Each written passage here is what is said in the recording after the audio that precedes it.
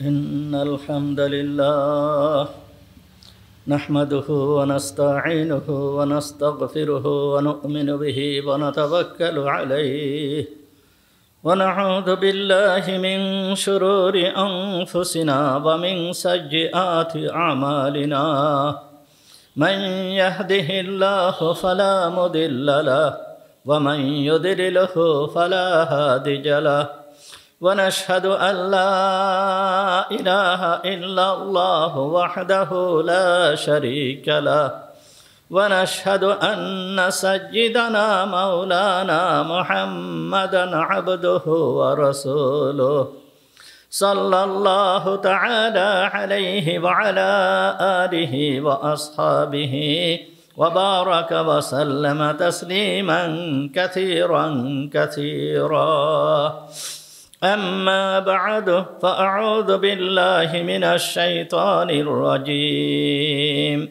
بسم الله الرحمن الرحيم كتب علي يا أيها الذين آمنوا كتب عليكم الصيام كما كتب على الذين من قبلكم لعلكم تتقون صدق الله العظيم ونحن على ذلك من الشاهدين والشاكرين اللهم صل على محمد وعلى آل محمد كما صليت على إبراهيم وعلى آل إبراهيم إنك حميد مجيد اللهم بارك على محمد وعلى آل محمد كما باركت على إبراهيم وعلى آل إبراهيم إنك حميد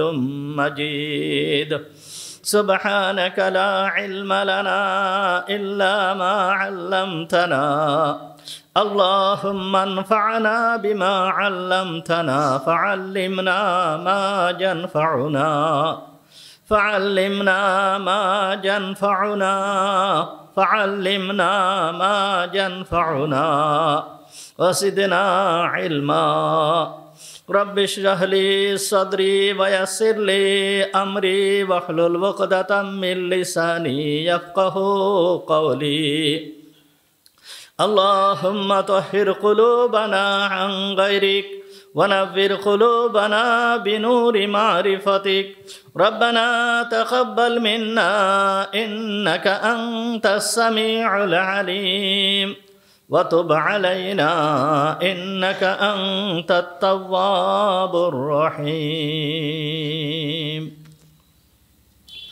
সমস্ত প্রশংসা সেই মহান রব্বুল আলামিনের জন্য যিনি আমাদেরকে আজকের এই পবিত্র জুমার দিনে জুমার নামাজ পড়তে আসার তৌফিক দান করেছেন এই জন্য আমরা সবাই বলি আলহামদুলিল্লাহ। আজ শাবান মাসের শেষ জুমা। আল্লাহ তাআলা যদি আমাদেরকে হায়াতে বাঁচায় রাখেন তাহলে আগামী জুমা হবে রমজানের প্রথম জুমা। আল্লাহ তাআলা আমাদের সবাইকে যেন রমজান মাস পরিপূর্ণভাবে পাওয়ার তৌফিক দান করে, সবাই বলি আমিন। রমজান মাস গুরুত্বপূর্ণ মাস, বরকতপূর্ণ মাস, মহত্বপূর্ণ মাস। রমজান মাস আল্লাহর কাছে এত দামি। হযরতে ইয়াকুব আলাইহিস সালামের 12টা সন্তান ছিল। এই 12টা সন্তান ইয়াকুব আলাইহিস সালামের 12টা সন্তান, তাহলে প্রত্যেক সন্তানই ইয়াকুব আলাইহিস সালামের। এই ইয়াকুব আলাইহিস সালামের 12টা সন্তানের ভিতরে ইউসুফ আলাইহিস সালাম কেমন সন্তান ছিল, ইউসুফ আলাইহিস সালামকে কেমন ভালোবাসতেন, ইউসুফ আলাইহিস সালামের প্রতি ইয়াকুব আলাইহিস সালামের ভালোবাসা কেমন ছিল, তার থেকেও অনেক বেশি আল্লাহ তাআলার কাছে 12 মাসের থেকে এই রমজান মাস দামি। ওই 12 মাসের থেকে রমজান মাস তার থেকে আল্লাহ তাআলার কাছে অনেক দামি, অনেক দামি। এই জন্য মুহাম্মদুর রাসূলুল্লাহ সাল্লাল্লাহু আলাইহি ওয়াসাল্লাম রমজান মাস আসার 2 মাস পূর্ব থেকে এই দোয়া শুরু করতেন, আল্লাহুম্মা বারিক লানা ফি রজব ওয়া শাবান ওয়া বাল্লিগনা রমাদান। এইভাবেই দোয়া করতে থাকতেন। রমজান মাসের চাঁদ যখনই উদিত হতো, উদিত হওয়ার সঙ্গে সঙ্গে মুহাম্মদুর রাসূলুল্লাহ সাল্লাল্লাহু আলাইহি ওয়াসাল্লাম চাঁদের দিকে তাকিয়ে আল্লাহর দরবারে দোয়া করতেন, আল্লাহুম্মা আহিল্লাহু আলাইনা বিল আমনি ওয়াল ঈমান ওয়াস সালামাতি ওয়াল ইসলাম রব্বি রব্বুকাল্লাহ। হুজুর আকরাম সাল্লাল্লাহু আলাইহি ওয়াসাল্লাম আল্লাহর দরবারে দোয়া করতেন, হে আল্লাহ, এই রমজান মাসকে তুমি আমাদের জন্য, এই রমজান মাসকে তুমি আমাদের জন্য, ইসলামের জন্য, ইসলাম হিসাবে ইসলামের উপরে যেন আমরা সঠিকভাবে চলতে পারি, ইমানের উপরে চলতে পারি এবং শান্তি ও নিরাপত্তার সাথে চলতে পারি, এইভাবে তুমি রমজান মাসকে আমাদের জন্য কবুল করে নাও। এইভাবে হুজুর সাল্লাল্লাহু আলাইহি ওয়াসাল্লাম দোয়া করতেন। এবং যেহেতু ওই সমাজে বিভিন্ন জিনিসের পূজা করার অভ্যাস ছিল, তারা বিভিন্ন দেবদেবীর পূজা করত, তাই উনি শেষে সূর্যের পূজা করত, চন্দ্রের পূজা করত লোকেরা, উনি শেষে শব্দটা বলতেন, রব্বি ও রব্বুকাল্লাহ, রব্বি আমার রব, আর হে চন্দ্র তোমার রব। তুমি কোনো প্রভু নও, তুমি কোনো পূজারী নও, তোমার পূজা করা হয় না, তুমি আমার রব এবং তোমারও রব হচ্ছে আল্লাহ। রমজান মাসের শেষে একটা মুহাম্মদুর রাসূলুল্লাহ সাল্লাল্লাহু আলাইহি ওয়াসাল্লাম সমস্ত সাহাবীদেরকে একত্রিত করে একটা ভাষণ দিয়েছিলেন, যেইটা হযরতে সালমান ফারসি রাদিয়াল্লাহু তাআলা আনহু থেকে বর্ণিত। লম্বা চওড়া হাদিস, বহুত বড় হাদিস। এই সালমান ফারসি রাদিয়াল্লাহু তাআলা আনহু এই হাদিসটা বর্ণনা করেছেন। সালমান ফারসি রাদিয়াল্লাহু তাআলা আনহু কোনো আরবি লোক ছিলেন না, উনি ছিলেন অনারবি। উনি আরবি ছিলেন না, ওনার বাড়ি ছিল পারস্যে। এই সত্যের সন্ধানে সালমান ফারসি রাদিয়াল্লাহু তাআলা আনহু সত্য দিনের সন্ধানে উনি ছোটোবেলায় বাহির হয়ে গিয়েছিলেন, যখন ওনার বয়স 12-13 বছর। সেই সময় উনি বাহির হয়ে গিয়েছিলেন ওনার বাড়ি থেকে। বড় জমিদারের ছেলে ছিলেন, বড় উচ্চ পর্যায়ের ব্যক্তির ছেলে ছিলেন, কিন্তু বাপের চোখকে আড়াল করে উনি বাড়ি থেকে বের হয়ে গিয়েছিলেন। বাড়ি থেকে বের হয়ে যে ওনার জীবনের 100 বছর অতিক্রম হয়ে চলে গিয়েছে। এই সময় পর্যন্ত, এই সময়ে উনি 100 বছর ওনার জীবনের অতিক্রম করে চলে গিয়েছে, 100 বছরেরও ঊর্ধ্বে বয়স। এইভাবে উনি ঘুরে বেড়াচ্ছেন প্রকৃত দিনের সন্ধানে, কোথায় সঠিক দিন পাওয়া যাবে, এর কাছ থেকে ওর কাছে, ওর কাছ থেকে ওর কাছে, ওর কাছ থেকে ওর কাছে, এইভাবে উনি ঘুরে বেড়াচ্ছেন। শেষ পর্যায়ে যেই পাদ্রির কাছে ছিলেন, সেই পাদ্রি ওনাকে পরামর্শ দিয়েছিল যে তুমি যদি সঠিক দিনের সন্ধান পেতে চাও, তাহলে আখেরি জামানার নবীর আবির্ভূত হওয়ার সময় হয়ে গিয়েছে। তুমি যখন শুনবে যে ওই নবীর আবির্ভাব হয়েছে, তখন তুমি আর কাল বিলম্ব করবে না, তার কাছে যে এই তুমি তার দিনকে গ্রহণ করে ফেলবে। এই পাদ্রী তাকে এই সংবাদ দিয়ে দিয়েছিল। তখন উনি বলেছিল যে এই ব্যক্তি যে আসবে তার আলামত কি, আমি কিভাবে বুঝবো সেই ব্যক্তি সঠিক সেই আখেরি জামানার নবী। তখন আলামত বলে দিয়েছিল, উনি মক্কায় জন্মগ্রহণ করবে, মক্কায় এইভাবে থাকবে, মক্কা থেকে হিজরত করে মদিনায় চলে আসবে, মদিনায় আসার পরে এরপরে আরও অনেক বিস্তারিত বলে দিয়েছিল। যাই হোক, যেই সময় মুহাম্মদুর রাসূলুল্লাহ সাল্লাল্লাহু আলাইহি ওয়াসাল্লাম মক্কায় আসছেন, মক্কায় যখন উনি আসছেন, মক্কায় আসার পরে ওই সময় উনি একটা খেজুর বাগানে কাজ করতেছিলেন, গোলাম হিসাবে ওই মালিকের বাগানে উনি কাজ করতেছিলেন। ওনার বয়স তখন 100 বছরের ঊর্ধ্বে। এই সময়ে উনি ওই গোলাম হিসেবে খেজুর বাগানে কাজ করতেছিলেন, খেজুর গাছের মাথায় ছিলেন উনি।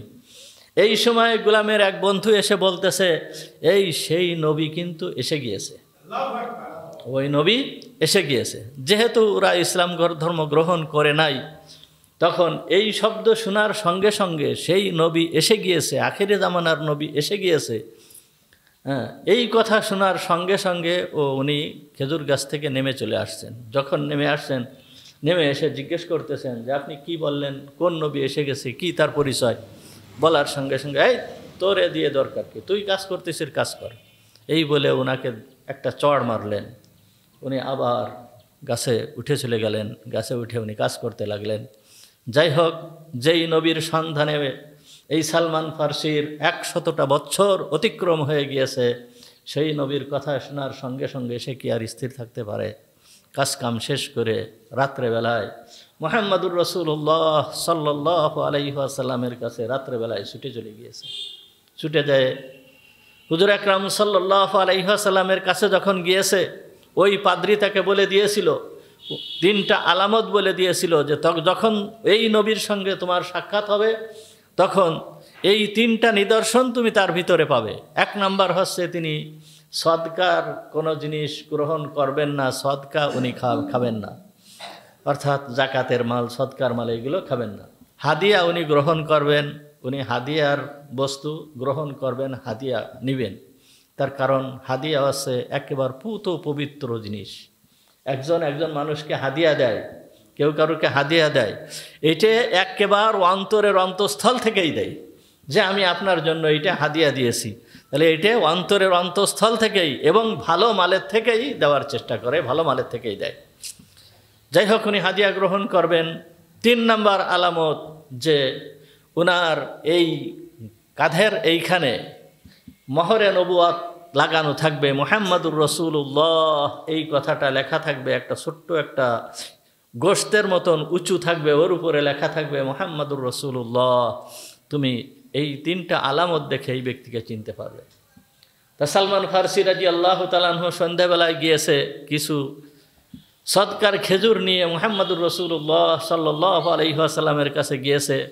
যে দেখে হুজুর আকরাম সাল্লাল্লাহু আলাইহি ওয়াসাল্লাম বসে আছে, কিছু লোকজন তার সামনে আছে।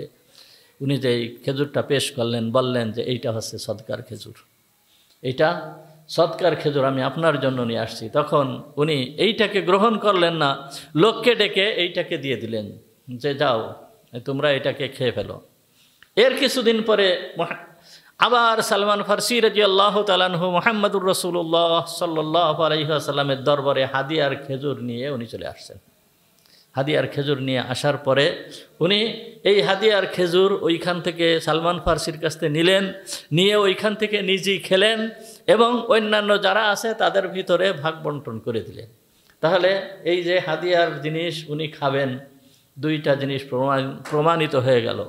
3য় নম্বর একটা জিনিস বাদ আছে, যেইটা হচ্ছে ওনার কাঁধের এইখানে মোহরে নবুওয়াত লাগানো থাকবে।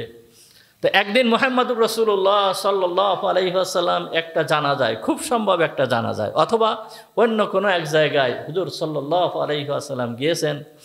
যাওয়ার পরে সালমান ফার্সি রাদিয়াল্লাহু তাআলা আনহু ওনার পিছন দিয়ে ঘুরতেছে, ওনার পিছনে পিছনে ঘুরতেছে। হুজুর সাল্লাল্লাহু আলাইহি ওয়াসাল্লাম দেখে বুঝতে পারছে যে সালমান ফার্সি কি দেখতে চাচ্ছে। কি সাধারণত একজন মানুষ তার চলাফেরা, তার সমস্ত কিছু দেখে বোঝা যায় যে এ কি বলতে চাচ্ছে বা কি চাচ্ছে। আর যেই ব্যক্তি হচ্ছে মুহাম্মাদুর রাসূলুল্লাহ সাল্লাল্লাহু আলাইহি ওয়াসাল্লাম, পৃথিবীর ভিতরে সবথেকে জ্ঞানী মানুষ, এই ব্যক্তি কি বুঝতে পারেন না হুজুর আকরাম সাল্লাল্লাহু আলাইহি ওয়াসাল্লামের পরা ছিল একটা চাদর, গায়ে ছিল একটা চাদরের মতন এরকম পোশাকই অনেক সময় ওনার পরা থাকতো। আরবওয়ালাদের এইরকম পোশাক ছিল, একটা পরা থাকতো আর একটা গায়ে থাকতো, যে এরকম আমরা এহরাম অবস্থায় পরি। হুজুর আকরাম সাল্লাল্লাহু আলাইহি ওয়াসাল্লাম ওইটা দেখার সঙ্গে সঙ্গেই উনি কাঁধের থেকে ওই চাদরটাকে একটু সরাই দিয়েছেন। যখন সরাই দিয়েছেন, দেওয়ার সঙ্গে সঙ্গে সালমান ফার্সি রাদিয়াল্লাহু তাআলা আনহু দেখলেন সেই মোহরে নবুওয়াত চকমক করতেছে। এসেই ওই মোহরে নবুওয়াতের উপরে উনি চুম্বন খেলেন এবং মুহাম্মাদুর রাসূলুল্লাহ সাল্লাল্লাহু আলাইহি ওয়াসাল্লামের কাছে ইসলাম গ্রহণ করে ফেললেন। তো ওনার বয়স এই সময় কত? 100 বৎসরের ঊর্ধ্বে। এই সালমান ফার্সি রাদিয়াল্লাহু তাআলা আনহু বহুত বড় মর্যাদাবান সাহাবী। খন্দকের যুদ্ধের সময় যে পরীক্ষা খনন করার যে পরিকল্পনা, এই পরিকল্পনা হযরতে সালমান ফার্সি রাদিয়াল্লাহু তাআলা আনহু করেছিলেন এবং এই পরামর্শ মুহাম্মাদুর রাসূলুল্লাহ সাল্লাল্লাহু আলাইহি ওয়াসাল্লামকে দিয়েছিলেন। সেই পরিকল্পনা অনুযায়ী মুহাম্মাদুর রাসূলুল্লাহ সাল্লাল্লাহু আলাইহি ওয়াসাল্লাম এই পরীক্ষা খনন করেছিলেন। হুজুর আকরাম সাল্লাল্লাহু আলাইহি ওয়াসাল্লাম এই সময় দলে দলে ভাগ করে দিয়েছিলেন, 10 জন করে, খুব সম্ভব 10 জন করে এক একটা জামাত ভাগ করে দিয়েছিল। যে তোমরা এই 10 জন এইটুক কাজ করবে, এই 10 জন এইটুক কাজ করবে, এই 10 জন এইটুক কাজ করবে। কিন্তু দিতে দিতে দিতে দিতে এমন একটা পরিস্থিতি হয়ে গেল যে 10 জন করে দেওয়া হয়ে গেছে, সালমান ফার্সি রাদিয়াল্লাহু তাআলা আনহু একা বাদ রয়ে গেছে, ইনি কোনো ভাগে পড়ে নাই। তখন সালমান ফার্সি রাদিয়াল্লাহু তাআলা আনহু মনক্ষুণ্ণ হয়েছেন যে আমি কোনো ভাগে পড়লাম না, আমি এখন কি করব, আমার তো এই কাজে শরীক হওয়া দরকার। মুহাম্মদুর রাসূলুল্লাহ সাল্লাল্লাহু আলাইহি ওয়াসাল্লাম তখন সালমান ফার্সি রাদিয়াল্লাহু তাআলা আনহুকে লক্ষ্য করে বলেছিল, সালমানো মিন্না আহলুল বাইত, সালমানো মিন্না আহলাল বাইত, অর্থাৎ সালমান হচ্ছে আমার পরিবারের অন্তর্ভুক্ত, সুতরাং সে আমার সাথেই থাকবে, আমার সাথেই পরীক্ষা খনন করায় অংশগ্রহণ করবে। তখন এই সালমান ফার্সি রাদিয়াল্লাহু তাআলা আনহুকে মুহাম্মদুর রাসূলুল্লাহ সাল্লাল্লাহু আলাইহি ওয়াসাল্লাম কোনো সময় এই দলের সাথে দিচ্ছেন, কোনো সময় এই দলের সাথে দিচ্ছেন, কোনো সময় এই দলের সাথে দিচ্ছেন। এইভাবে সালমান ফার্সি রাদিয়াল্লাহু তাআলা আনহু এই পরীক্ষা খননে অংশগ্রহণ করলেন। এছাড়া আরও বহুত ফজিলত সালমান ফার্সি রাদিয়াল্লাহু তাআলা আনহু সম্পর্কে রয়েছে। একদিন মুহাম্মদুর রাসূলুল্লাহ সাল্লাল্লাহু আলাইহি ওয়াসাল্লাম এই সালমান ফার্সি রাদিয়াল্লাহু তাআলা আনহুকে লক্ষ্য করে বলতেছিলেন, সালমান ফার্সি রাদিয়াল্লাহু তাআলা আনহুকে লক্ষ্য করে বলতেছিলেন, এলেম যদি ওই সুরায়া তারার ওইখানে চলে যায়, অর্থাৎ বহুত ঊর্ধ্বে চলে যায়, বহু দূরে চলে যায়, এলেম বহুত ঊর্ধ্বে চলে যায়, বহুত দূরে চলে যায়, এইখান থেকে ফিরায়া এই ব্যক্তির বংশে এমন লোক সৃষ্টি হবে, এমন লোক পয়দা হবে যে সে তারা ওইখান থেকে ওই এলেমকে ফিরায় আনতে পারবে। এর দিকে ইঙ্গিত ছিল হযরতে আবু হানিফা রাহমাতুল্লাহি আলাইহির দিকে। মুহাম্মদুর রাসূলুল্লাহ সাল্লাল্লাহু আলাইহি ওয়াসাল্লামের এই হাদিসের দ্বারা, এই কথার দ্বারা পরিষ্কার ইঙ্গিত ছিল হযরত ইমাম আবু হানিফা রাহমাতুল্লাহি আলাইহির দিকে। শুধু ইমাম আবু হানিফা রাহমাতুল্লাহি আলাইহি নয়, আরও অন্যান্য আরও অনেক আছে। তাই সালমান ফার্সি রাদিয়াল্লাহু তাআলা আনহু যেই পারস্যের অধিবাসী ছিলেন, হযরতে ইমাম আবু হানিফা রাহমাতুল্লাহি আলাইহি ওই পারস্যের অধিবাসী ছিলেন, কুফায় ওনার বাড়ি ছিল। সুতরাং সালমান ফার্সি রাদিয়াল্লাহু তাআলা আনহুর ফজিলত অনেক বেশি, অনেক বেশি। আর প্রত্যেকটা সাহাবীর ফজিলত তো বেশি, প্রত্যেকটা সাহাবীর ফজিলত বেশি, এর ভিতরে কোনো বিন্দু মাত্র সন্দেহ নাই। প্রত্যেকটা সাহাবী জান্নাতি, প্রত্যেকটা সাহাবীর আল্লাহ তাআলা, প্রত্যেকটা সাহাবীকে আল্লাহ তাআলা ক্ষমা করে দিয়েছেন, প্রত্যেকটা সাহাবীর উপরে আল্লাহ তাআলা রাজি হয়ে গিয়েছেন, তাদের সম্পর্কে ঘোষণাই দিয়ে দিয়েছেন রাদিয়াল্লাহু আনহু, আল্লাহ তাদের উপরে কি হয়েছেন, রাজি হয়ে গিয়েছেন। তা এই সালমান ফার্সি রাদিয়াল্লাহু তাআলা আনহু ইনি বলতেছেন, যখন রমজান মাসের শেষ দিন আসছে, একেবারে শেষ দিন, শাবান মাসের 29 তারিখ অথবা শাবান মাসের 30 তারিখ, এই শাবান মাসের শেষ দিন, রমজান মাসের শেষ দিন না, রমজান মাসের আগের একদিন, শাবান মাসের শেষ তারিখ আসছে। এই খুতবার ভিতরেও এই হাদিসটা আসছে, এই খুতবায়ও পড়া হয়। আজকেও ইনশাআল্লাহ ওই হাদিসটাই পড়া হবে। ওই হাদিসটা সালমান ফার্সি রাদিয়াল্লাহু তাআলা আনহু থেকে বর্ণিত। সালমান ফার্সি রাদিয়াল্লাহু তাআলা আনহু বলেন, এই শেষ দিনে মুহাম্মদুর রাসূলুল্লাহ সাল্লাল্লাহু আলাইহি ওয়াসাল্লাম সাহাবীদেরকে একত্রিত করলেন, আমাদেরকে একত্রিত করলেন এবং উনি বলা শুরু করলেন, আইয়ুহান নাস, হে লোকেরা, কদ আযাল্লাকুম শাহরুন আযীম, হে লোকেরা, কদ আযাল্লাকুম, তোমাদের উপরে ছায়া দিচ্ছে, শাহরুন আযীম, একটা বড় একটা সম্মানীয় মাস, শাহরুন মুবারক, বরকতময় মাস, একটা বরকতময় মাস তোমাদের ভিতরে আসতেছে। এই হাদিস অনেক লম্বা হাদিস। এই হাদিসের ভিতরে হযরত সালমান ফার্সি রাদিয়াল্লাহু তাআলা আনহু বহুত বর্ণনা দিয়েছেন। তা বলতেছে বরকতময় মাস, এই হাদিসের ভিতরে আসছে শাহরুস সবর, ধৈর্য ধারণের মাস। এই মাসটা হচ্ছে কিসের মাস? ধৈর্য ধারণ করার মাস। আর যেই ব্যক্তি ধৈর্য ধারণ করে, ওয়াহুয়া শাহরুস সবর ওয়া সাবরু সাওয়াবুল জান্নাহ, আর যেই ব্যক্তি ধৈর্য ধারণ করে এই ব্যক্তির জন্য রয়েছে জান্নাত, ধৈর্যের প্রতিদান জান্নাত। সুতরাং রমজান মাস কিসের মাস? বরকতের মাস। রমজান মাস বরকতের মাস। বরকত কাকে বলে? এত পরিমাণ বরকত, এত পরিমাণ বরকত, যেই রকম ধরেন মক্কা শরীফ বরকতের জায়গা, হারাম শরীফ বরকতের জায়গা, মসজিদ বরকতের জায়গা। কে? ওই বাইতুল্লাহ ওটা হচ্ছে কিসের জায়গা? বরকতের জায়গা। এই জন্য বাইতুল্লাহর ওই হারামের ভিতরে ওইখানে যদি 1 রাকাত নামাজ আদায় করা হয় তাহলে 1 লাখ রাকাত নামাজের সওয়াব পাওয়া যায়। এটা হচ্ছে বরকত। তাহলে এক সমান 1 লাখ, 1 সমান কি 1 লাখ। কত বড় বরকত চিন্তা করতে পারছেন? কি পরিমাণ বরকত। 1 টাকা দান করবেন ওই জায়গায় 1 লাখ টাকা দান করার সওয়াব পাওয়া যাবে। একবার সুবহানাল্লাহ বলবেন, 1 লাখ বার সুবহানাল্লাহ বলার সওয়াব পাওয়া যাবে। এত বড় বরকতময় জায়গা হচ্ছে ওই জায়গা। তার এইটাই হচ্ছে বরকত। 1 করতেছে 1, এইটে বৃদ্ধি হতে হতে হতে হতে হতে হতে কোথায় চলে যাচ্ছে? বহু গুণে বৃদ্ধি হয়ে যাচ্ছে। এইটাই হচ্ছে বরকত। এই রমজান মাস ওই রকম বরকতের মাস, ওই রকম বরকতের মাস। কেমন বরকত? এই হাদিসের ভিতরে বলেন, সালমান ফারসি রাদিয়াল্লাহু তাআলা আনহু বলতেছেন, মুহাম্মদুর রাসূলুল্লাহ সাল্লাল্লাহু আলাইহি ওয়াসাল্লাম বলেন, যেই ব্যক্তি এই মাসে একটা মুস্তাহাব আমল করবে সে কেমন যেন অন্য মাসে একটা ফরজ আদায় করার সওয়াব পাবে।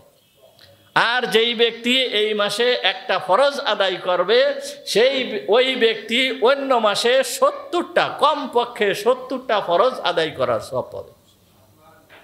তা একটা নফল আর একটা ফরজ এর মূল্য কত আমরা জানি না। একটা নফল আর একটা ফরজের মূল্য কত আমরা জানি না। এইখানে নফল আর ফরজের ভিতরে যে পার্থক্য, এখানে উলামায়ে কেরাম একটা উদাহরণ দিয়েছেন। ধরেন কোনো একজন ব্যক্তি সে যদি সমুদ্রের তীরে বসে ওইখান থেকে সমুদ্রের তীরের ভিতরে একটা ড্রপ আছে না, ওই যে কি করে ফোঁটা কাটে যা দিয়ে, ধরেন যারা এই যে হোমিওপ্যাথিক ওষুধ ব্যবহার করেন তারা ভালো করেই বুঝতে পারবেন। হোমিওপ্যাথিক ওষুধ খাওয়ার জন্য একটা ড্রপার দেয়, ওইটা দিয়ে কি করতে হয়, ওইখান থেকে ওষুধ উঠায় টিপ দিলে একটা ফোঁটা পড়ে, আর টিপ দিলে আর একটা ফোঁটা পড়ে। এখন কোনো ব্যক্তি যদি এই একটা ড্রপারকে হাতে নিয়ে ওই ব্যক্তি ওই সমুদ্রের তীরে ওইটাকে ঢুকায় উঠায় ফোঁটা কাটা শুরু করলো, 1 ফোঁটা 2 ফোঁটা 3 ফোঁটা 4 ফোঁটা, ও মাপা শুরু করলো যে এই সমুদ্রের ভিতরে কত ফোঁটা পানি আছে আমি এইটা হিসাব করব। এ কি পারবে কখনো? সম্ভব কখনো? কখনো সম্ভব না, কখনো সম্ভব না।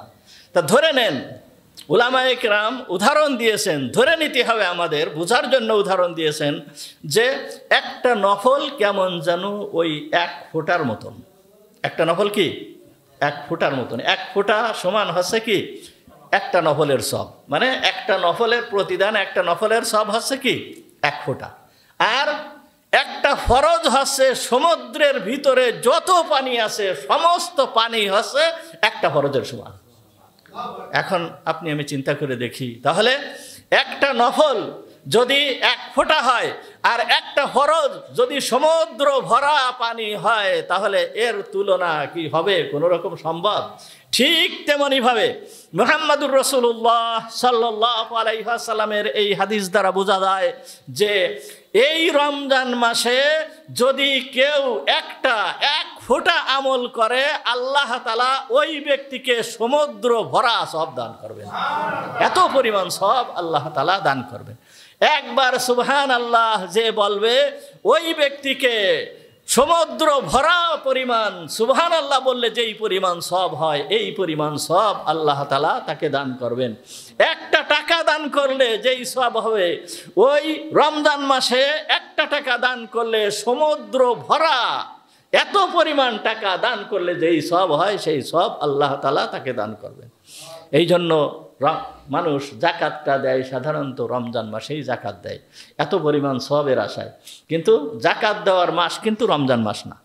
জাকাত তার বছর যেইখান থেকে শুরু হয় সেইখান থেকেই জাকাত দিতে হবে। জাকাত হিসাব করে বছরের 12টা মাসেই জাকাত দিতে পারে, কিন্তু রমজান মাসে দেয় কেন? অতিরিক্ত সওয়াবের আশায়, অতিরিক্ত সওয়াবের আশায়। এই জন্য এই রমজান মাস হচ্ছে কিসের মাস? বরকতের মাস, বরকতের মাস। শুধু বরকত আর বরকত, বরকত আর বরকত। এই মাসকে আল্লাহ তাআলা আমাদের জন্য, আপনার আমার জন্য আল্লাহ তাআলা এই মাসকে রেখে দিয়েছেন। মুহাম্মদুর রাসূলুল্লাহ সাল্লাল্লাহু আলাইহি ওয়াসাল্লামের উম্মতের জন্য আল্লাহ তাআলা এই মাসকে নির্ধারণ করেছেন, এই মাসকে রেখে দিয়েছেন। এই হাদিসের ভিতরে হযরত মুহাম্মদুর রাসূলুল্লাহ সাল্লাল্লাহু আলাইহি ওয়াসাল্লাম বলতেছেন, ওয়া হুয়া শাহরুস সবর, এই মাসটা হচ্ছে কি ধৈর্যের মাস। আস-সাবরু সাওয়াবুল জান্নাহ, আর যেই ব্যক্তি ধৈর্য ধারণ করে তার প্রতিদান হচ্ছে জান্নাত। সবরের মাস। সবর কাকে বলে? দেখেন, সবর, মনের ভিতরে কষ্ট হয়। মনে কি হয়? কোনো কাজ করতে গেলে মনের যে কষ্ট আসে, এই কষ্ট সহ্য করার নাম হচ্ছে সবর। কিন্তু সবর হচ্ছে তিন প্রকার। কয় প্রকার?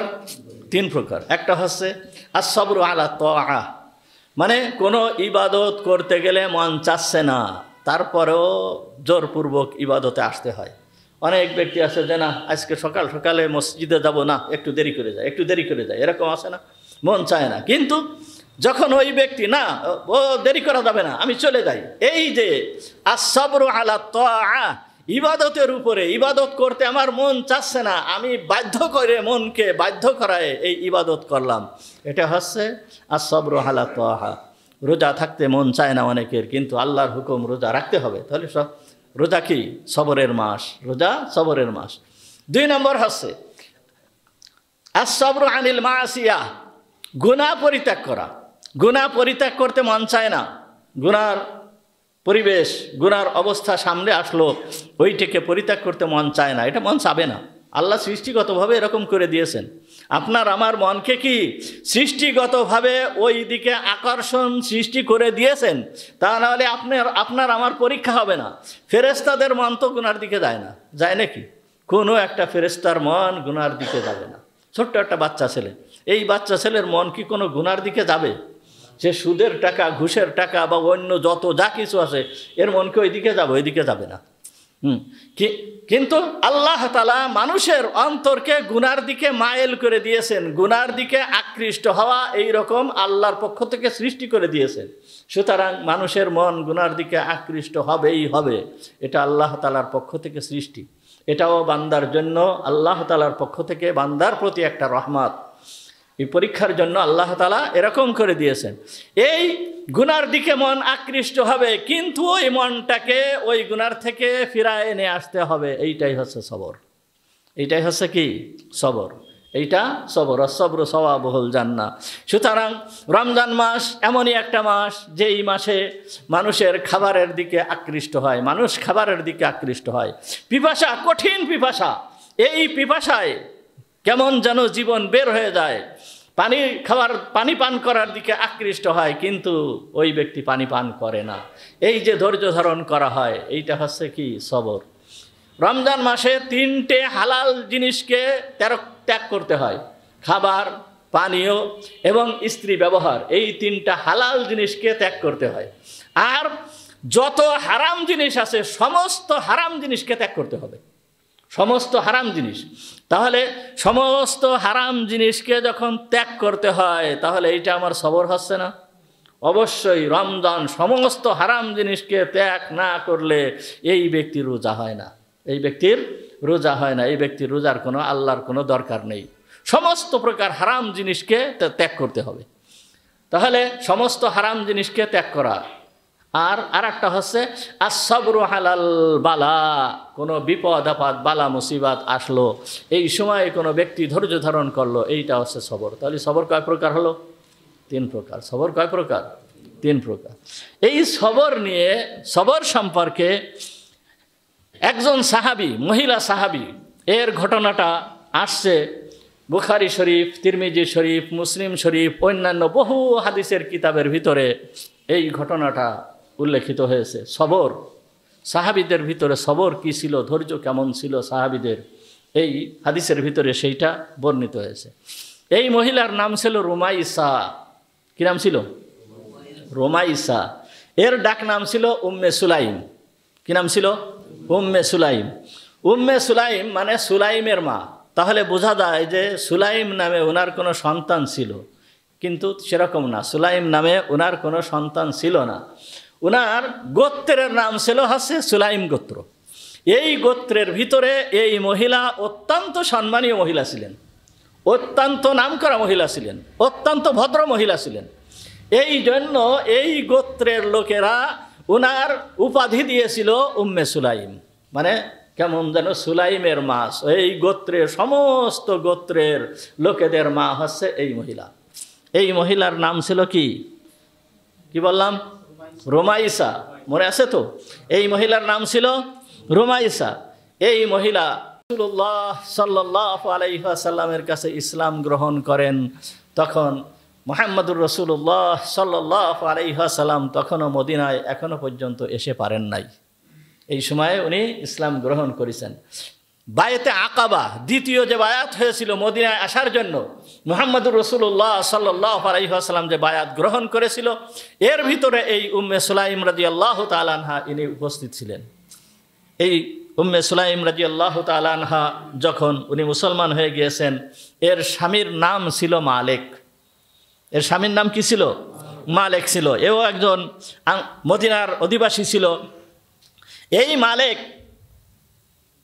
রুমাইসা যে ইসলাম গ্রহণ করেছে, এই মালিক তা ওই যেই সময় ইসলাম গ্রহণ করেছে সেই সময় এই মালিক বাড়িতে ছিল না। সাধারণত প্রয়োজনে, সংসারের প্রয়োজনে বিভিন্ন জায়গায় যায়, বিভিন্ন দেশে যাওয়া লাগে, বাড়ি থেকে দূরে থাকা লাগে। ও বাড়ি ছিল না। তো যখন বাড়ি আসছে, বাড়ি এসে দেখে উম্মে সুলাইম কি করছে? ইসলাম গ্রহণ করে ফেলছে।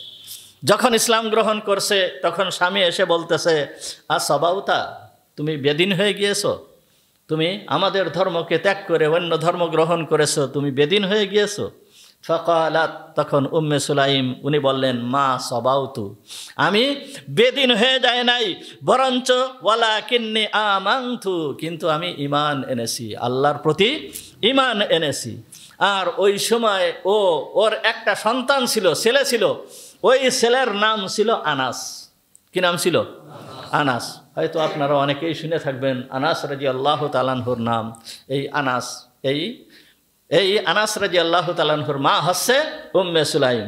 এই আনাস রাদিয়াল্লাহু তাআলা আনহুকে শিখাচ্ছিল, পড়াচ্ছিল। কি পড়াচ্ছিল? ওয়াহুয়া তুলাক্কিনু আনাসান, তিনি আনাসকে শিক্ষা দিচ্ছেন কি? কুল লা ইলাহা ইল্লাল্লাহ, হে আনাস তুমি বলো লা ইলাহা ইল্লাল্লাহ।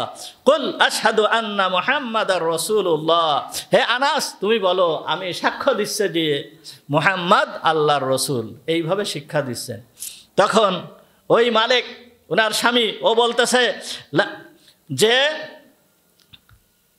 তখন ও বলতেছে যে তুমি আমার ছেলেটাকে নষ্ট করে দিয়ে না, তুমি আমার ছেলেটাকে নষ্ট করে দিয়ে না। লা তুফসিদি আলাইয়া ইবনি, তুমি আমার এই সন্তানকে তুমি নষ্ট করে দিয়ে না।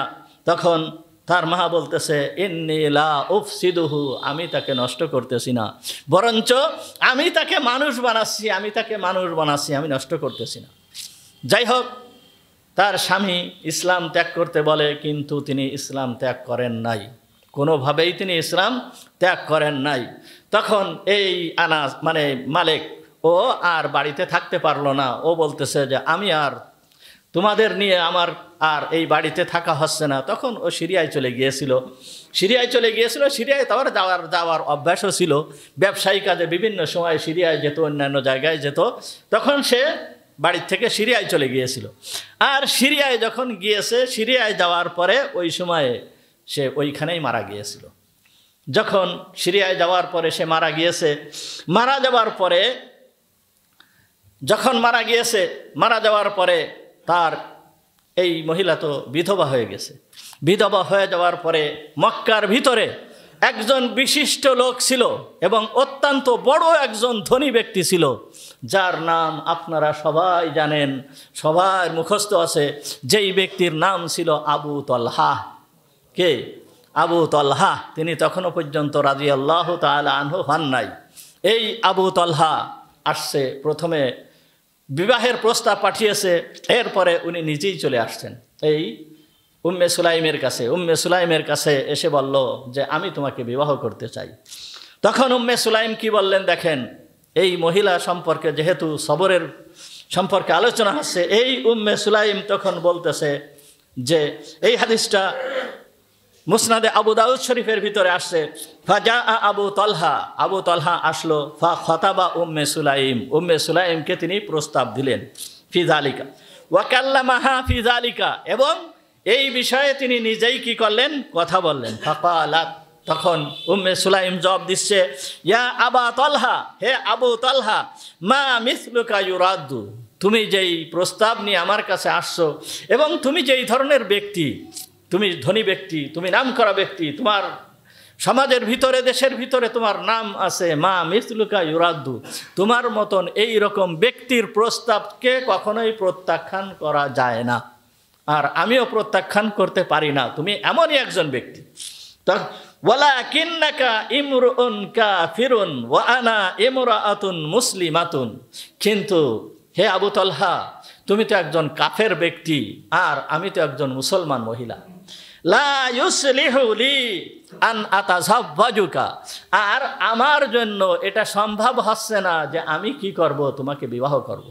তুমি যেহেতু কাফের আর আমি যেহেতু মুসলমান, কাফের এবং মুসলমানের ভিতরে তো বিবাহ হয় না, সুতরাং আমি তোমাকে কিভাবে বিবাহ করব।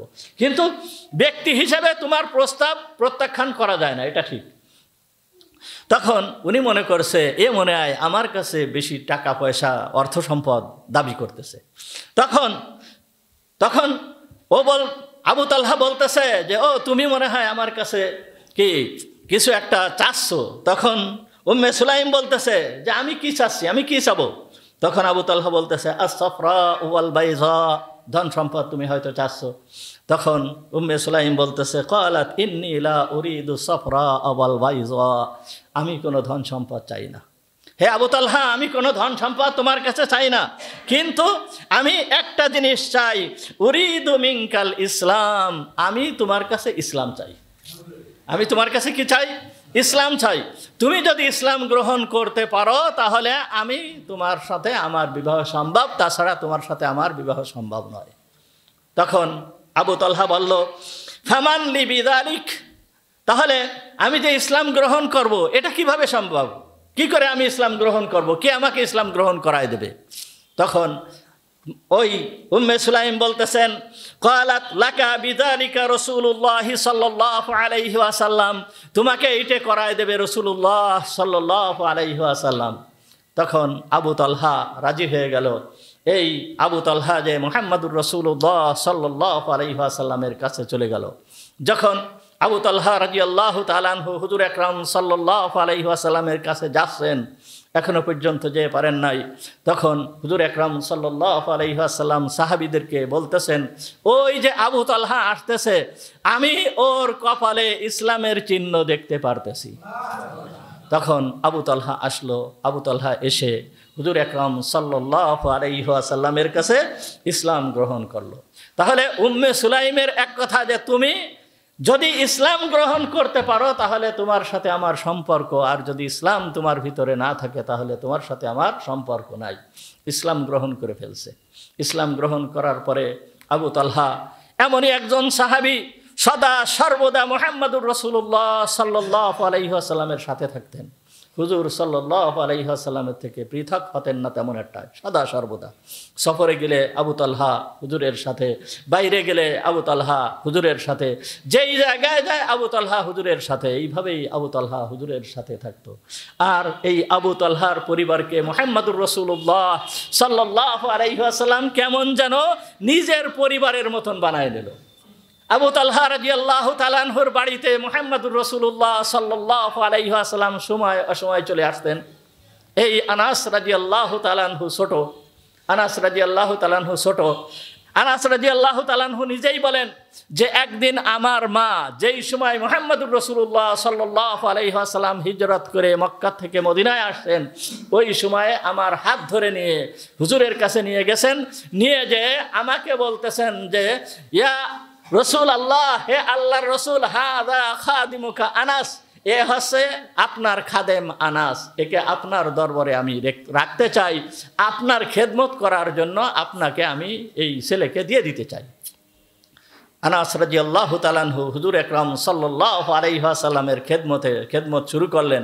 আনাস রাদিয়াল্লাহু তাআলা আনহু বলেন, এই হাদিসের ভিতরে আসছে যে, খাদামতুন নাবিয়্যা সাল্লাল্লাহু আলাইহি ওয়াসাল্লাম 9 সিনিন, আমি হুজুরের খেদমত করেছি 9 বছর। অন্য হাদিসের ভিতরে আসছে যে আমি হুজুরের খেদমত করেছি 10 বছর। কিন্তু হুজুর আমাকে কোনো দিন একটু কটু কথা বলেন নাই, বা কোনো দিন এই কথা বলেন নাই যে হে আনাস তুমি এইটা কেন করলে, এইটা কেন করলে না। হুজুর এই রকম ধরনের চরিত্রের অধিকারী ছিলেন।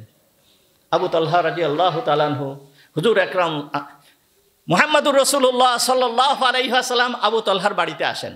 আবু তালহার বাড়িতে আসলে আবু তালহার স্ত্রী রুমাইসা হুজুরের জন্য খাবার দেন, খাবার পেশ করেন, পানীয় পেশ করেন। একদিন হুজুর আকরাম সাল্লাল্লাহু আলাইহি ওয়াসাল্লাম বাড়িতে আসছেন। আসার পরে এই উম্মে সুলাইম রাদিয়াল্লাহু তাআলা আনহা উনার সামনে কিছু চর্বি এবং কিছু খেজুর পেশ করেছেন খাবার জন্য। তখন যখন খেজুর আর ওই চর্বি পেশ করেছেন, পেশ করার পরে মুহাম্মদুর রাসূলুল্লাহ সাল্লাল্লাহু আলাইহি ওয়াসাল্লাম তখন বলতেছেন যে উঈদু সামানাকা ফি সিকাইক, এই যে পাত্র আছে আছে মানে ইসের পাত্র আছে, এইটা কি করো তোমার পাত্রের ভিতরে রেখে দাও, অর্থাৎ এই চর্বি তোমার পাত্রের ভিতরে রেখে দাও, আর এই খেজুরকেও তোমার ওই সেই ব্যাগের ভিতরে রেখে দাও। লিআন্নি সাইম, কেননা আমি রোজাদার, আমি রোজা রয়েছি, আমি এখন কিছু খাবো না। এই বলেই আবু তালহা রাদিয়াল্লাহু তাআলা আনহু ঘরের এক কোনায় দাঁড়িয়ে উনি নফল নামাজ পড়া শুরু করলেন। নফল নামাজ পড়তেছেন এমন অবস্থায় নামাজ শেষ হয়েছে। আবু তালহার গোটা পরিবারের জন্য, আবু তালহার সবার জন্য হুজুর সাল্লাল্লাহু আলাইহি ওয়াসাল্লাম দোয়া করলেন। যখন দোয়া করতেছেন এই সময় ওই আবু তালহার স্ত্রী উম্মে সুলাইম চলে আসছে, এসে বলতেছে ইয়া রাসূলুল্লাহ, হে আল্লাহর রাসূল, ইন্নালি খুয়াইসা, হে আল্লাহর রাসূল আমার বিশেষ একটা আবেদন রয়েছে। ইন্নালি খুয়াইসা, আমার বিশেষ একটা আবেদন রয়েছে।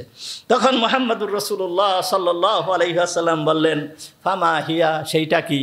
তখন বলতেছে খাদিমুকা আনাস, যে আপনার খাদেম আনাস, এই আনাসের জন্য আপনি একটু দোয়া করেন, আনাসের জন্য আপনি একটু দোয়া করেন। মুহাম্মদুর রাসূলুল্লাহ সাল্লাল্লাহু আলাইহি ওয়াসাল্লাম তার জন্য দোয়া করলেন। এই আনাস রাদিয়াল্লাহু তাআলা আনহু বলতেছেন যে হুজুর আকরাম সাল্লাল্লাহু আলাইহি ওয়াসাল্লাম আমার জন্য দোয়া করেছেন, আল্লাহুম্মা রযুকহু মালাও ওয়া ওয়ালাদা ওয়া বারিক লাহু, হে আল্লাহ আনাসকে তুমি মালও দান করো এবং সন্তানও দান করো এবং এর ভিতরে বরকত দান করো। আনাসের জন্য হুজুর আকরাম সাল্লাল্লাহু আলাইহি ওয়াসাল্লাম এই দোয়া করলেন যে এর ভিতরে বরকত দান করো। এই আনাস রাদিয়াল্লাহু তাআলা আনহু বলতেছেন আমি মদিনার আনসারদের ভিতরে সবথেকে বেশি মালওয়ালা ব্যক্তি হয়েছিলাম, আমার সবথেকে বেশি মাল ছিল মুহাম্মদুর রাসূলুল্লাহ সাল্লাল্লাহু আলাইহি ওয়াসাল্লামের এই দোয়ার কারণে। আনাস রাদিয়াল্লাহু তাআলা হুজুর আকরাম সাল্লাল্লাহু আলাইহি ওয়াসাল্লাম ওনার বাড়িতে আসতেন। আনাস রাদিয়াল্লাহু তাআলা আনহুর একটা ভাই হলো, ওই আবু তালহার থেকে একটা ছেলে হয়েছে। কি? ওনার মার একটা ছেলে হয়েছে, কার থেকে? আবু তালহার থেকে। তাহলে আনাস রাদিয়াল্লাহু তাআলা আনহুর ভাই এর নাম হলো আবু উমায়ের। হুজুর আকরাম সাল্লাল্লাহু আলাইহি ওয়াসাল্লাম আসতেন, এসে ওই আবু উমায়ের একটা পাখি ছিল, ছোট্ট চুড়ুই ধরনের একটা পাখি ছিল। এই পাখিটার নাম ছিল হচ্ছে নুগাইর, নাম রাখিছিল নুগাইর। এই পাখিটা নিয়ে ওই উমায়ের খেলাধুলা করত, কিন্তু হঠাৎ পাখিটা মারা গেল। মারা যাওয়ার পরে সে চিন্তিত হয়ে বসে থাকার পরে মুহাম্মদুর রাসূলুল্লাহ সাল্লাল্লাহু আলাইহি ওয়াসাল্লাম আসছে, এসে বলতেছে ইয়া উমায়ের মা ফাআলান নুগাইর, হে আবু উমায়ের, হে আবু উমায়ের তোমার নুগাইরের খবর কি? তোমার নুগাইর তোমাকে রেখে দিয়ে চলে গেছে, ফাঁকি দিয়ে তোমাকে চলে গেছে। এইভাবে বাচ্চাদেরকে উনি সান্ত্বনা দিতেন, বাচ্চাদের সঙ্গে এইভাবে উনি কথা বলতেন। এই রকমভাবে হুজুর সাল্লাল্লাহু আলাইহি ওয়াসাল্লাম ইনার বাড়িতে আসতেন। কিন্তু এই নুগায়ের এই উমায়ের আবু তালহার সন্তান, আবু তালহার অত্যন্ত স্নেহের সন্তান ছিল, কলিজার টুকরা সন্তান ছিল, বিরাট কলিজার টুকরা সন্তান ছিল এই সন্তানকে অত্যন্ত ভালোবাসত। কিন্তু হুজুর আকরাম সাল্লাল্লাহু আলাইহি ওয়াসাল্লামের সাথে সে সদা সর্বদা থাকত। এই সন্তান এই ছেলে অসুস্থ হয়ে পড়ে উনি সকালবেলায় বাড়ির থেকে বের হয়ে যেতেন, ছেলেকে দেখে হুজুর সাল্লাল্লাহু আলাইহি ওয়াসাল্লামের সাথে থাকতেন, রাত্রেবেলায় ফিরে আসতেন। হঠাৎ একদিন এই সন্তানটা মারা যায়। যখন মারা গিয়েছে, ধৈর্য কাকে বলে দেখেন, যেই মহিলার এই সন্তান মারা গিয়েছে আদরের সন্তান, কলিজার টুকরা সন্তান, অত্যন্ত ফুটফুটে সন্তান। এই সন্তানটা মারা গিয়েছে। মারা যাওয়ার পরে এই মহিলার অবস্থা কি হতে পারে? কিন্তু মুহাম্মদুর রাসূলুল্লাহ সাল্লাল্লাহু আলাইহি ওয়াসাল্লামের সাহাবী, এ সাহাবিয়া তা ধৈর্যের পাহাড়। কেমন ধৈর্যের পাহাড় দেখেন, হাদিস বুখারী শরীফের ভিতরে আসছে, মুসলিম শরীফের ভিতরে আসছে, অন্যান্য সমস্ত কিতাবের ভিতরে, বড় বড় সমস্ত কিতাবের ভিতরে আসছে। এই ছেলে যখন মারা গেল, মারা যাওয়ার পরে এই উম্মে সুলাইম তার পরিবারের লোকেদেরকে বলল, ক্বালাত লি আহলিহা লা তুহাদ্দিসু বি আবি তালহাতা বি ইবনি, খবরদার পরিবারের কেউ যেন এই আমার সন্তান মারা গিয়েছে এই সংবাদ আবু তালহাকে দেবে না অতক্ষণ পর্যন্ত, যতক্ষণ না পর্যন্ত আমি তাকে সংবাদ দেব। অর্থাৎ সর্বপ্রথম এই সংবাদ আমি তাকে দেব, তোমরা কেউ আমার আগে এই সংবাদ দিবে না। এই কথা বলে ওই সন্তানকে গোসল করায়েছে, নিজে হাতে গোসল করায়েছে, তাকে কাফন পরায়েছে। কাফন পরায়ে ঘরের এক কোণায় তাকে রেখে দিয়েছে।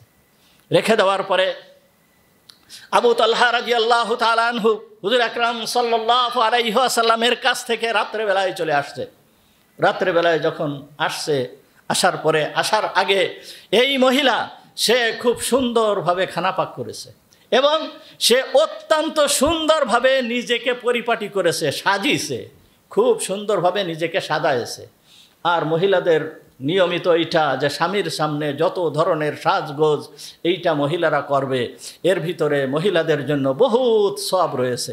এই জন্য এই শোকার্ত মহিলা সে রান্না করেছে, সমস্ত কিছু ঠিক করেছে, তার বিছানা ঠিক করেছে, সব কিছু ঠিক করেছে, নিজেকে সুন্দরভাবে সাজায়েছে। সাজানোর পরে আবু তালহা যখন আসছে, আসার পরে আবু তালহা জিজ্ঞেস করতেছে যে ছেলের অবস্থা কেমন? তখন বলতেছে শান্ত, আগের থেকে শান্ত, সে আরাম করতেছে, সে শান্ত আরাম করতেছে। অর্থাৎ সে এখন শান্ত হয়ে গেছে, আরাম করতেছে, জান্নাতবাসী হয়ে গিয়েছে। সে জান্নাতের সুখ শান্তি এখন কি করতেছে? ভোগ করতেছে। তার কারণ নাবালক ছেলে তো, সে তো জান্নাতবাসী হবেই। কি সাহাবীর ছেলে, সে তো জান্নাতবাসী হবে। তা বলতেছে ইস্তারাহা, সে কি করতেছে? আরাম করতেছে। তখন আবু তালহার কাছে খাবার পেশ করেছে, রাত্রেবেলার খাবার পেশ করেছে। খাওয়া দাওয়া করে আবু তালহা শান্ত হয়েছে। একেবার আবু তালহা রাদিয়াল্লাহু তাআলা আনহু যখন পরিপূর্ণভাবে শান্ত হয়েছে, শান্ত হওয়ার পরে এইবার ওনার স্ত্রী বলতেছেন, হে আবু তালহা, যদি কোনো ব্যক্তি ইয়া আবা তালহা আর আইতা লাউ আন্না কওমান আ'ারু আরিয়াতাহুম আহলা বাইতিন, হে আবু তালহা, যদি কোনো কওম, কোনো গোত্র, কোনো একটা বাড়িতে কিছু আমানত রাখে, আমানত রাখার পরে কিছুদিন পর এসে ওই আমানতটা সে চাওয়ার পরে ওই বাড়িওয়ালা কি আমানতটা ঠেকায় রাখতে পারবে? সে কি বাধা দিতে পারবে যে না তুমি এইটা আমার কাছে চেও না? তখন আবু তালহা রাদিয়াল্লাহু তাআলা আনহু বলতেছে না, তা কি করে সে যাবে? তখন ওই স্ত্রী বলতেছে, আমি আমার ভাষায় বলতেছি, হাদিসের ভাষা এরকম না, ওই স্ত্রী বলতেছে, তোমার যে সন্তান ছিল এই সন্তানটা আমাদের কাছে আল্লাহ তাআলা আমানত রেখেছিল, সুতরাং এই আমানত আল্লাহ তাআলা নিয়ে গিয়েছে। সুতরাং হাদিসের ভাষা ফাহতাসিব, তুমি এখন তার সওয়াবের আশা করো। এই সন্তান যে আল্লাহ তাআলা নিয়ে গিয়েছে এর প্রতিদানের আশা তুমি আল্লাহর দরবারে করো। যখন কথা বলছে, কথা বলার সঙ্গে সঙ্গে আবু তালহা একটু রাগান্বিত হয়ে গেছে।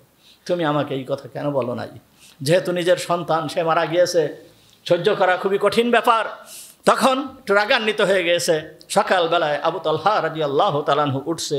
ওঠার পরে মুহাম্মদুর রাসূলুল্লাহ সাল্লাল্লাহু আলাইহি ওয়াসাল্লামের দরবারে চলে গিয়েছে। দরবারে যাওয়ার পরে হুজুর আকরাম সাল্লাল্লাহু আলাইহি ওয়াসাল্লামের কাছে আবু তালহা রাদিয়াল্লাহু তাআলা আনহু এই ঘটনা পেশ করেছেন। যখন এই ঘটনা পেশ করেছেন, পেশ করার পরে তখন মুহাম্মদুর রাসূলুল্লাহ সাল্লাল্লাহু আলাইহি ওয়াসাল্লাম বলতেছেন, বারাকাল্লাহু লাকুমা ফি গাবিরি লাইলাতিকুমা, আল্লাহ তাআলা তোমাদের এই রাতের ভিতরে আল্লাহ তাআলা বরকত দান করেছে। অর্থাৎ আবু তালহা রাদিয়াল্লাহু তাআলা আনহুর স্ত্রী গর্ভবতী হয়েছে। আবু তালহা রাদিয়াল্লাহু তাআলা আনহুর স্ত্রী গর্ভবতী হয়েছে। যাই হোক, এরপরে যে এই আবু তালহা রাদিয়াল্লাহু তাআলা আনহুর এই এক সফরে উনি ছিলেন, এই সফরে যাওয়ার সময় ওনার স্ত্রীকে নিয়েই উনি সফর করতেছিলেন। হঠাৎ করে মদিনায় যখন প্রবেশ করার আগে ওনার প্রসব বেদনা শুরু হয়েছে, তখন মুহাম্মদুর রাসূলুল্লাহ সাল্লাল্লাহু আলাইহি ওয়াসাল্লাম আবু তালহাকে বলল যে তোমার স্ত্রীকে নিয়ে তুমি এইখানে একটু সেবা শুশ্রূষা করো। এই বলে হুজুর সাল্লাল্লাহু আলাইহি ওয়াসাল্লাম রওনা হয়েছেন। যখনই রওনা হয়েছেন তখনই আবু তালহা আল্লাহর দরবারে দুই হাত তুলে দোয়া করতেছেন, হে আল্লাহ, তুমি তো জানো যে মুহাম্মদুর রাসূলুল্লাহ সাল্লাল্লাহু আলাইহি ওয়াসাল্লাম যখন মদিনা থেকে বের হয় আমি তার সাথে বের হতে ভালোবাসি, যখন তিনি মদিনায় প্রবেশ করে আমি তার সাথে মদিনায় প্রবেশ করতে ভালোবাসি, কিন্তু আজ আমি তো এখন পারতেছি না। হে আল্লাহ, তুমি আমাকে কিরকম করে দিলে। এই বলার সঙ্গে সঙ্গেই আবু তালহা রাদিয়াল্লাহু তাআলা আনহুর স্ত্রী বলতেছে যে হে আবু তালহা, আমার যেই রকম অবস্থা ছিল সেই অবস্থা আমার এখন লাগতেছে না, আমি সুস্থ হয়ে গিয়েছি, চলো। এরপরে ওনারা চলে আসলেন, বাড়িতে আসলেন। আবু তালহা রাদিয়াল্লাহু তাআলা আনহুর স্ত্রী একটা বাচ্চা প্রসব করলো। এই বাচ্চা যখন হওয়ার সঙ্গে সঙ্গে তার যে বড় ভাই আনাস রাদিয়াল্লাহু তাআলা আনহুকে দিয়ে আবু তালহা রাদিয়াল্লাহু তাআলা আনহু বললেন, এই ছেলে নিয়ে মুহাম্মদুর রাসূলুল্লাহ সাল্লাল্লাহু আলাইহি ওয়াসাল্লামের কাছে যাও। যে এই ছেলেকে নিয়ে মুহাম্মদুর রাসূলুল্লাহ সাল্লাল্লাহু আলাইহি ওয়াসাল্লামের কাছে আসলো, বলতেছে এই ছেলেকে মুহাম্মদুর রাসূলুল্লাহ সাল্লাল্লাহু আলাইহি ওয়াসাল্লাম কিছু খাওয়ানোর আগ পর্যন্ত এই ছেলের মুখে আমি কারোর দুধ দিব না। নিয়ে চলে আসলো। আসার পরে এই আনাস রাদিয়াল্লাহু তাআলা আনহুকে আসতে দেখেই হুজুর আকরাম সাল্লাল্লাহু আলাইহি ওয়াসাল্লাম বলে ফেলছে, মনে হয় আবু তালহার স্ত্রী বাচ্চা প্রসব করেছে। তখন বলতেছে, জি হুজুর। এনে হুজুর আকরাম সাল্লাল্লাহু আলাইহি ওয়াসাল্লামের কাছে দিলেন। দেওয়ার সঙ্গে সঙ্গে ফাদা রাসূলুল্লাহ সাল্লাল্লাহু আলাইহি ওয়াসাল্লাম বিআদওয়াতিন মিন আদওয়াতিল মদিনা। হুজুর আকরাম সাল্লাল্লাহু আলাইহি ওয়াসাল্লাম মদিনার এক প্রকার খেজুর, সেইটাকে বলা হয় আজওয়া। কি খেজুর? আজওয়া। অত্যন্ত পছন্দের খেজুর মুহাম্মদুর রাসূলুল্লাহ সাল্লাল্লাহু আলাইহি ওয়াসাল্লামের এই খেজুর। যদি আল্লাহ তৌফিক দেয় তাহলে খেজুর সম্পর্কে কিছু হয়তো আলোচনা করব। এই খেজুর মুহাম্মদুর রাসূলুল্লাহ সাল্লাল্লাহু আলাইহি ওয়াসাল্লাম বলেছেন, যেই ব্যক্তি প্রত্যেক দিন সকালবেলায় 7টা আজওয়া খেজুর খাবে এবং বিকেলবেলায় 7টা করে আজওয়া খেজুর খাবে, এই ব্যক্তিকে কোনো বালা মুসিবত, কোনো রোগ, কোনো অসুখ বিসুখ এটাকে স্পর্শ করবে না। হুজুর আকরাম সাল্লাল্লাহু আলাইহি ওয়াসাল্লামের কথা। হুজুর আকরাম সাল্লাল্লাহু আলাইহি ওয়াসাল্লাম এই আজওয়া খেজুর চাওয়ার পরে আজওয়া খেজুর দেওয়া হলো। যখন আজওয়া খেজুর দেওয়া হলো, হুজুর আকরাম সাল্লাল্লাহু আলাইহি ওয়াসাল্লাম এই আজওয়া খেজুরকে নিজের গালের ভিতরে নিয়ে চিবাতে লাগলেন। যখন চিবাতে লাগলেন, চিবায়ে যখন একেবারে নরম হয়ে গেল, ওইখান থেকে একটু বের করে ওই বাচ্চার গালের ভিতরে দিয়ে দিলেন।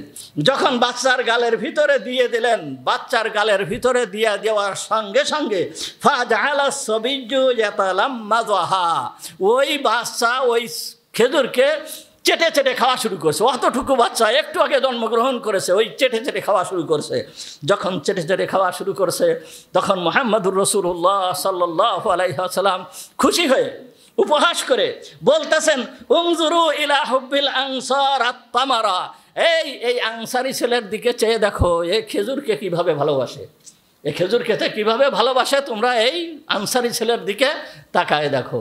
যাই হোক, হুজুর আকরাম সাল্লাল্লাহু আলাইহি ওয়াসাল্লাম এই ছেলের মাথা মুছলেন, ওয়া সাম্মাহু আব্দুল্লাহ, এবং তার নাম রেখে দিলেন আব্দুল্লাহ।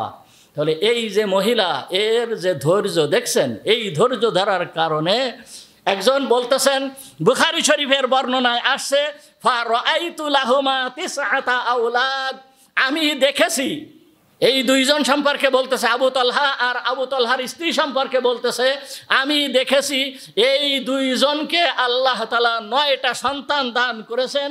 কুল্লুহুম কদ করাআল কুরআন, প্রত্যেকেই কুরআনের হাফেজ ছিল এবং কুরআনের বড় বড় আলেম হয়েছে। কত বড় বরকত, কত বড় বরকত! এইটা হচ্ছে ধৈর্যের বরকত, এইটা হচ্ছে কি সবরের বরকত। সুতরাং সালমান ফারসি রাদিয়াল্লাহু তাআলা আনহুর বর্ণিত হাদিসে মুহাম্মদুর রাসূলুল্লাহ সাল্লাল্লাহু আলাইহি ওয়াসাল্লাম বলতেছেন, হাদা শাহরু সবর, এই মাসটা হচ্ছে কিসের মাস? ধৈর্য ধারণ করার মাস। সুতরাং এই মাসে সকল প্রকার গুনাহকে ত্যাগ করে ধৈর্য ধারণ করে 1 মাস যেই ব্যক্তি রোজা রাখবে, এই ব্যক্তির ভাগ্যকে আল্লাহ তাআলা খুলে দেন, এই ব্যক্তির ভাগ্যকে আল্লাহ তাআলা খুলে দিবেন।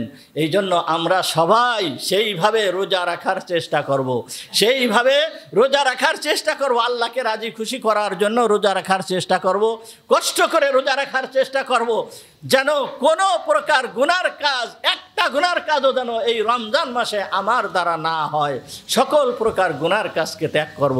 রাতে বেলায় তারাবির নামাজ পড়ব। রাত্রে বেলায় কি করব? তারাবির নামাজ পড়ব। তারাবির নামাজ কয় রাকাত? 20 রাকাত। এইটা যেন মনে থাকে। তারাবির নামাজ কয় রাকাত? 20 রাকাত। এই কোরআনের জন্যই আল্লাহ মুহাম্মদুর রাসূলুল্লাহ সাল্লাল্লাহু আলাইহি ওয়াসাল্লাম 20 রাকাত নামাজকে সুন্নাত করেছেন। তারাবির নামাজ 20 রাকাত, এর ভিতরে বিন্দু মাত্র কি নাই? সন্দেহ নাই। 20 রাকাত নামাজই আমরা আদায় করব। মুহাম্মদুর রাসূলুল্লাহ সাল্লাল্লাহু আলাইহি ওয়াসাল্লাম বলেন, মান কামা রমাযানা ঈমানান ওয়া ইহতিসাবান গুফিরা লাহু মা তাকাদ্দামা মিন যামবি। যে ব্যক্তি রাতে বেলায় তারাবির নামাজ আদায় করে, ওই ব্যক্তি সকল গুনাহ খাতাকে মাফ করে দেওয়া হয়। সুতরাং তারাবির নামাজ 20 রাকাত তারাবির নামাজ আমরা আদায় করার চেষ্টা করব। আল্লাহ তাআলা যদি তৌফিক দেন তাহলে আগামীকাল হয়তো তারাবি হতে পারে। কি আশা করা যাচ্ছে যে আগামীকাল তারাবি হবে। তাহলে তারাবি আমাদের ইশার নামাজ 8টায়। কয়টায়? 8টায়। আমাদের তারাবি নামাজ, ইশার নামাজও জামাতও 8টা থেকে শুরু হবে। মাগরিবের জামাত আগে যেইভাবে চলে আসতেছিল ওইভাবেই হবে। ইফতারের যে টাইম থাকবে ওই টাইমের 15 মিনিট পরে নামাজ।